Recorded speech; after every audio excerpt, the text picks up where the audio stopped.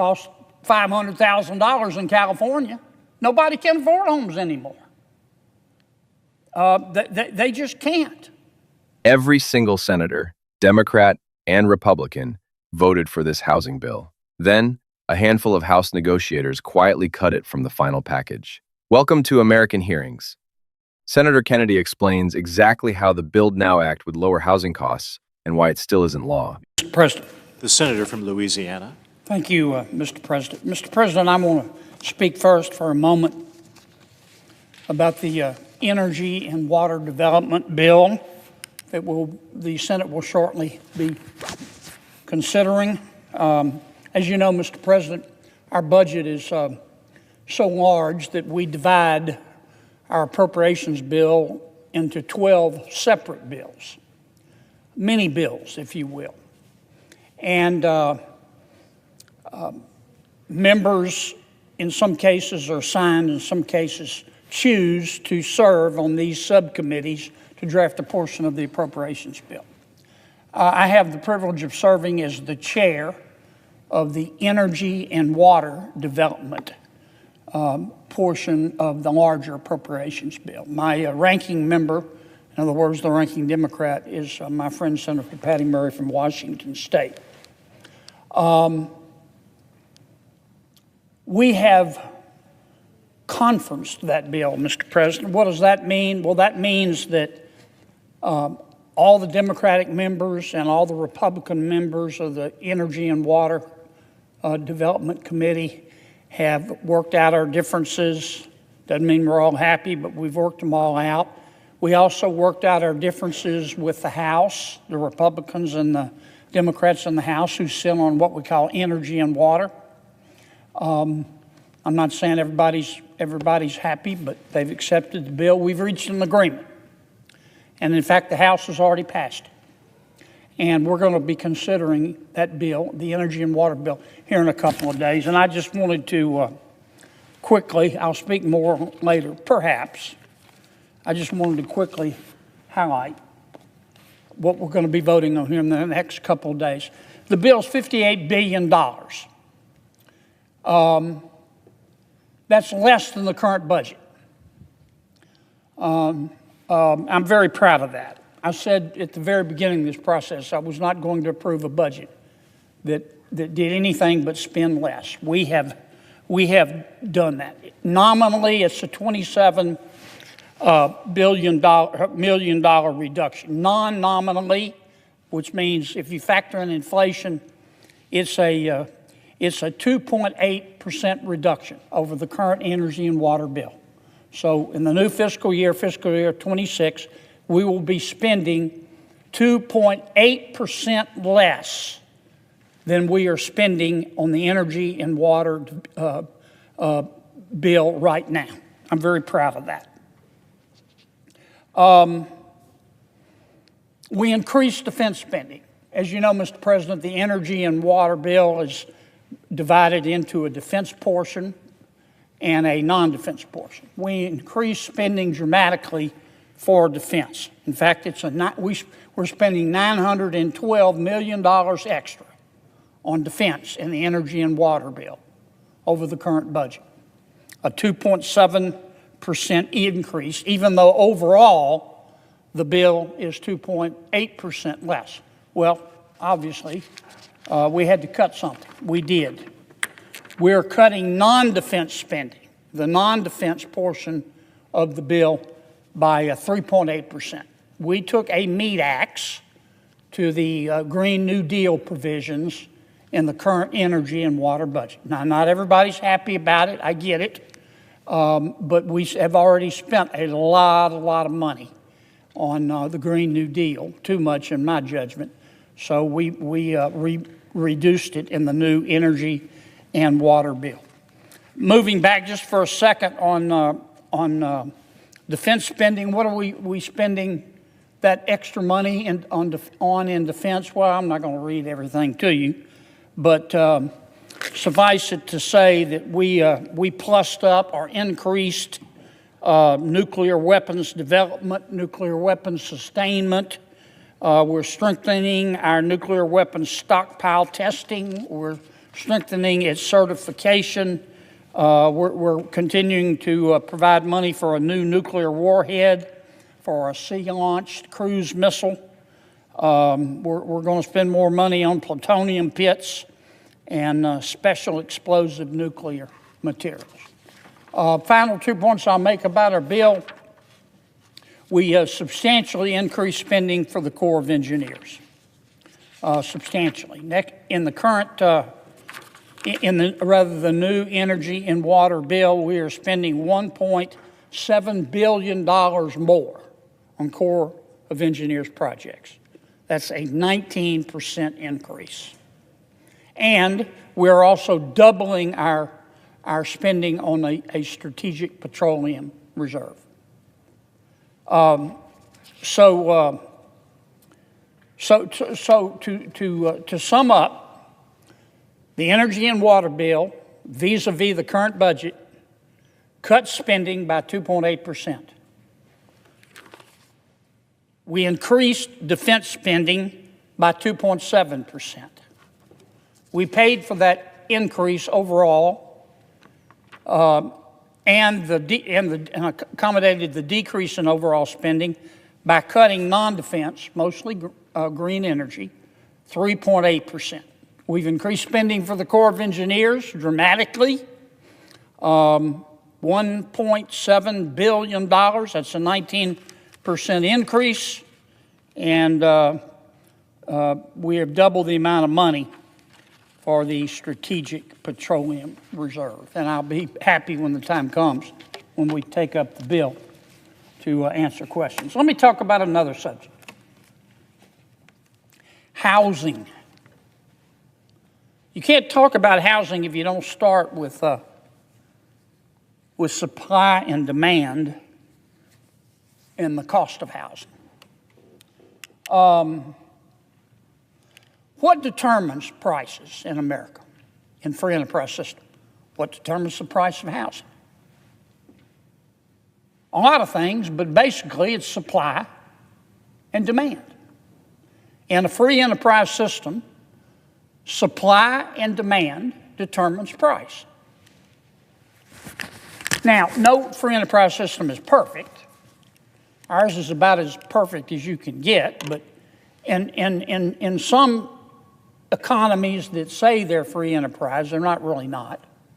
For example, the government will come in and put its thumb on the scale and affect supply and demand. The government might come in and say, China does this all the time, say we're going to favor or subsidize, either with direct money or special loans, solar panels. China does that. They wanted to dominate the world in solar panels. They do. The Communist Party in China went in and gave especially good treatment to the manufacturers of solar panels. I don't much like that. It's China's business. I don't like it when that sort of thing happens in America because it interferes with free enterprise.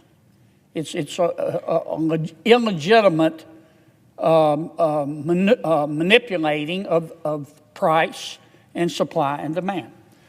How else can supply and demand or prices be affected besides supply and demand? Well, you can have antitrust violations. If all the makers of microwave ovens get together in a back room over cigars and a sip of whiskey and say they're going to fix prices at a certain price, they can run the price of microwave ovens up.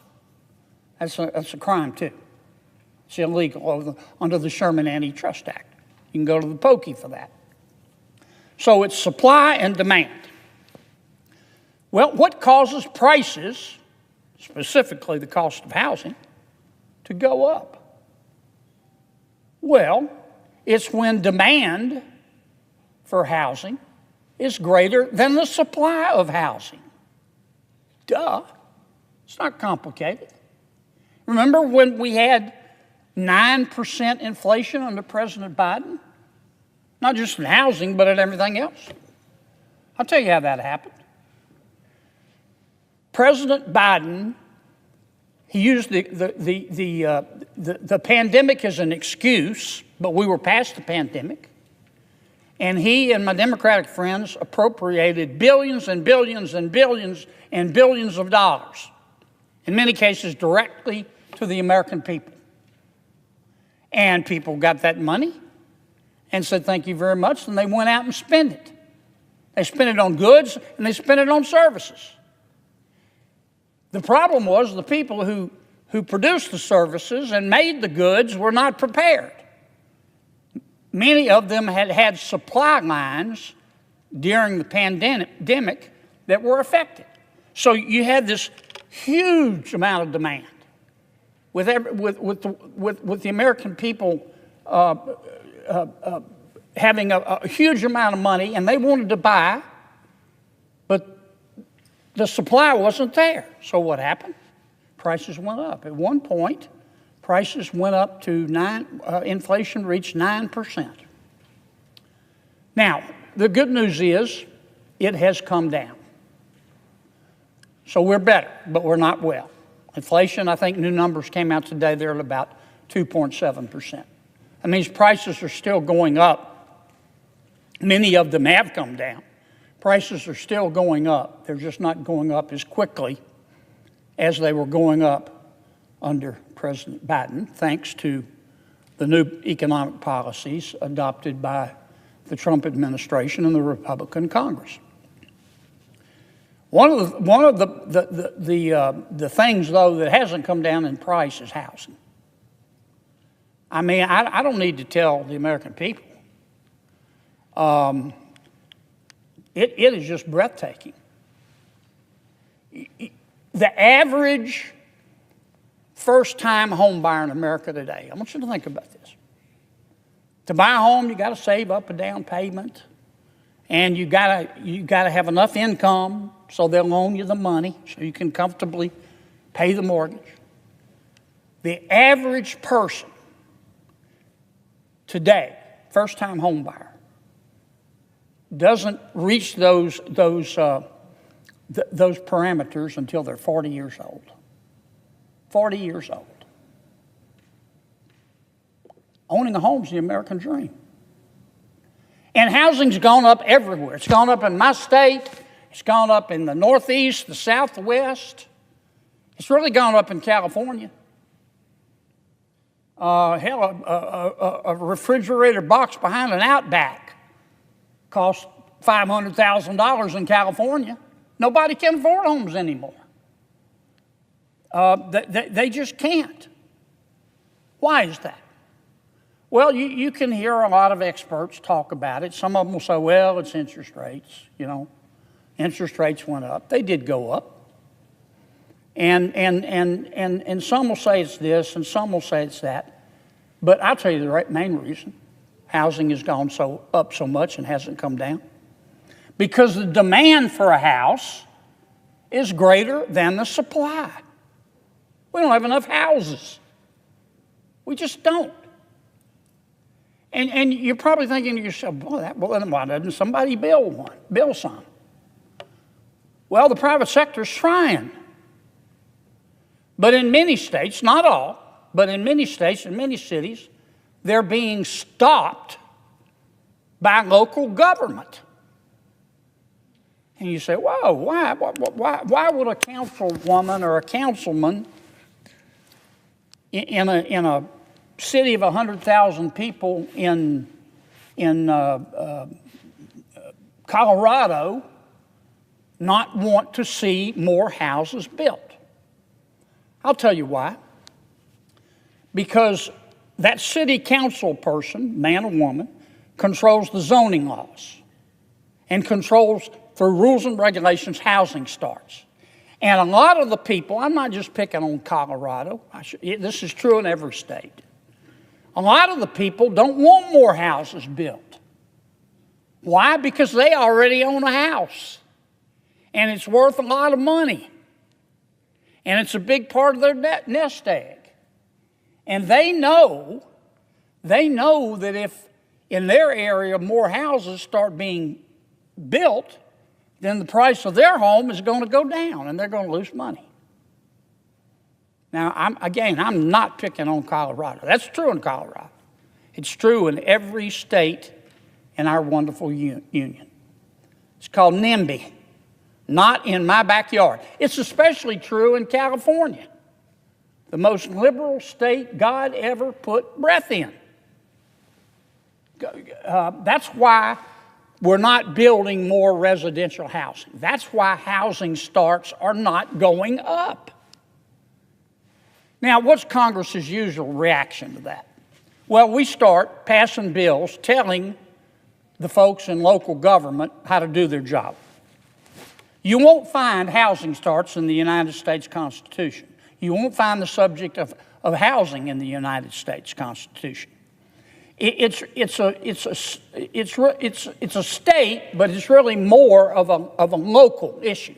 Zoning laws are local. Some states may have a statewide zoning law, but most zoning laws, which determines housing starts, who can build houses and who can't, and what size they've got to be, and how big the lot is, and what the streets have to look like. That's up to the local governments. Okay? And usually what happens, Congress lectures our friends in local government and says, you got to do this and you got to do that, and we're going to mandate this and we're going to mandate that. The truth is, we're not housing experts. We're not there in the community. That's why God created members of city councils and mayors. They are closest to the people. They should be in charge of housing. They should be in charge of zoning. They should be in charge of deciding what size the streets are, the lots are. But it's undeniable, and some are trying, but it's undeniable that a lot of them are saying, under political pressure from their constituents, we don't want new houses because it might affect the price of the existing houses, and the people whose houses go down in price won't vote for me. That's the way a lot of local folks think. Not all of them, but a lot of them.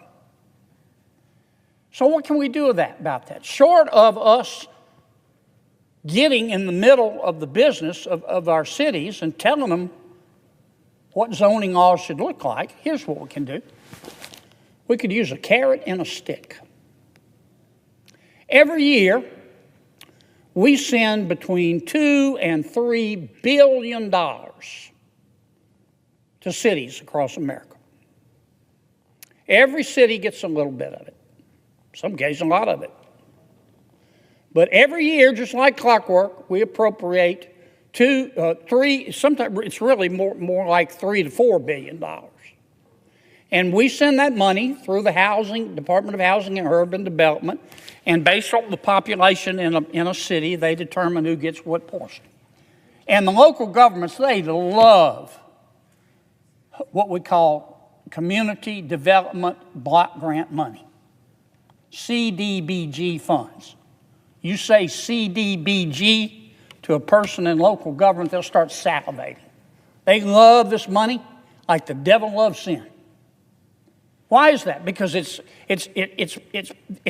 free money, and they have a lot of discretion. They, meaning our friends in local government, have a lot of discretion on how they spend it.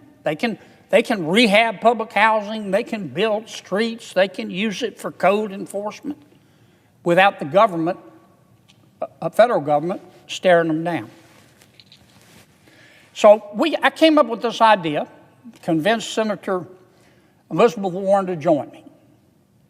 And we drafted, and indeed passed, I'll talk about that in a second, a bill called the Bill Now Act.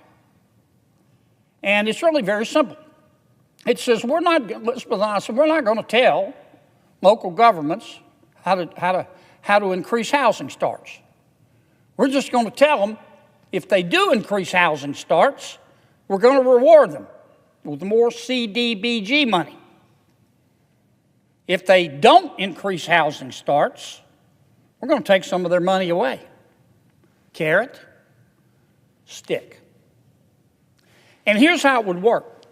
Every year, we look at all of our cities. I think the cutoff is 50,000 people or more. And we look at the housing starts, percentage-wise, in each of our cities across America. And after we look at all of them, it'll be a bunch of them, but we've got computers. we look for the median point, not the average. We don't add them up and divide. We look for the median point. The median point is the city right smack dab square in the middle. Half of the cities have increased housing starts more, and half of the cities below the median have increased housing starts less. So that's our starting point, the median. Let's call it 4%. If our bill were in effect, and next year, the median, you can call it average if you want, the median is 4%. If you're a local government and you met 4%, you get all your CDBG money. Good for you. You get a gold star. Maybe if the median is 4%, you did even better. Not only did you reach the median level, 4% increase in housing starts, you got 6%. Guess what? You're going to get extra CDBG money. You get extra money. That's the carrot. Now, you're thinking to yourself, there's a catch here somewhere. Okay, there's no free lunch. Somebody tells you something's free? Anything that's free, somebody had to pay for it. Somebody had to work for it. Here's the catch. We're going to get that extra money to reward the cities that increased housing starts above the median. We're going to take it from the cities that don't, up to 10%. Now, what does that mean? That means we're not going to tell them, we're not going to tell our friends in local government whether to increase housing starts or decrease. And we're sure not going to tell them how to do it. They don't have to do a damn thing if they don't want to. But if they do increase housing starts, they're going to get extra money from the federal government. And if they don't, they're going to get less. And it will work. Others agree with me. Senator Warner and I passed the Build Now Act unanimously out of the Banking Committee. Every Democrat, every Republican voted for it. Then it came to the Senate floor. Every member of the Senate, every Democrat, every Republican said, we like it. We'll take a dozen of these. They liked it so much. My colleagues liked it so much. They made it a part of the NDAA, the National Defense Authorization Act, which, as you know, is a bill we have to pass every year. And housing was not directly relevant to the NDAA, but under the rules, my colleagues liked Elizabeth and I's bill so much, they said, let's put it on the NDAA. And we did. Flew out of here. Then it went over to the House. And we started negotiating the NDAA because the House passed its version of the NDAA, and we had passed our version of the NDAA, and they weren't the same, so the people in charge of the NDAA from the Senate sat down with the people in charge from the NDAA in the House and started negotiating the final product.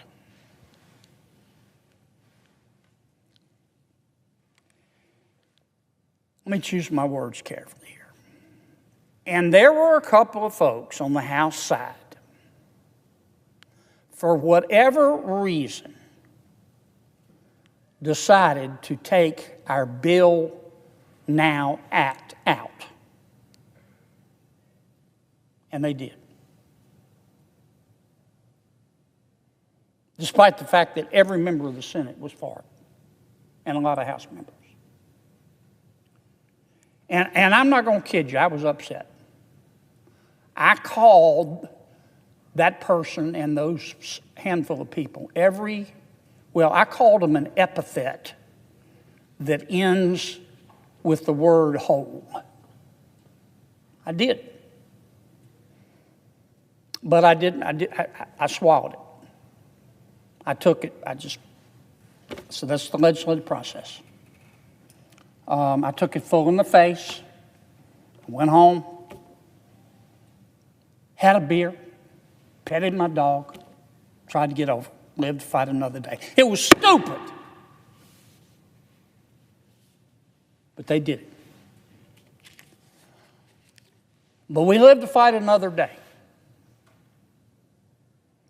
Now, when moms and dads lie down to sleep at night and can't in America today, I can tell you one of the things they're worried about is the cost of living.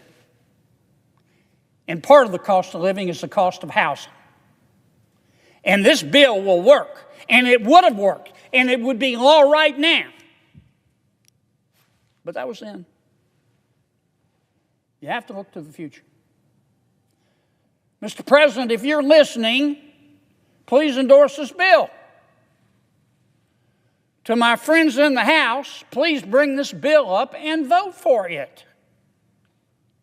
It will work. We've been jawboning and talking about, it's the cost of living. Some say it's fake, some say it's not, some say we're doing better, we are. Well, things are better, but they're still not well. And this bill will lower the cost of housing in America. And it'll do it under basic principles of free enterprise. You can write this down and take it home to mama. All things being equal. If you increase supply and demand stays the same, price is going to go down. It'll work. So I hope my friends in the House will take these comments in the spirit in which they were meant, and they will pass Senator Warren's and I's Bill Now Act. And I hope the President is listening, and he will endorse it. Because I'm going to repeat it again. This is America. Owning a home is the American dream. A satisfactory home is not a refrigerator box behind Outback. The American people deserve better. Mr. Chairman, what would you like me to do next? Yield the floor? Quorum, ask for a quorum? I think I'll ask for a quorum. The clerk will call the roll. Ms. Alsterbrooks. Welcome back to American Hearings. Kennedy opens with the basic economics. Housing costs are high because demand outstrips supply, and supply is constrained by local zoning decisions, not federal policy. The average first-time homebuyer is now 40 years old. That's the crisis in one number. His solution, with Senator Warren, the Build Now Act, doesn't tell cities how to build more housing. It rewards them if they do. Cities that increase housing starts above the national median get extra federal community development funding. Cities that don't lose some of theirs. No mandates, just incentives. The bill passed the Banking Committee unanimously, passed the full Senate unanimously, and was folded into the NDAA. Then, during House-Senate negotiations, a small group of House members quietly stripped it out despite unanimous support from both parties in the Senate. Kennedy's frustration is candid. He admits calling those responsible an unflattering name before deciding to let it go and try again. His closing appeal is direct. To his House colleagues, bring this bill back. To the President, endorse it. Increased supply lowers price. That's not partisan, it's arithmetic. Subscribe to American Hearings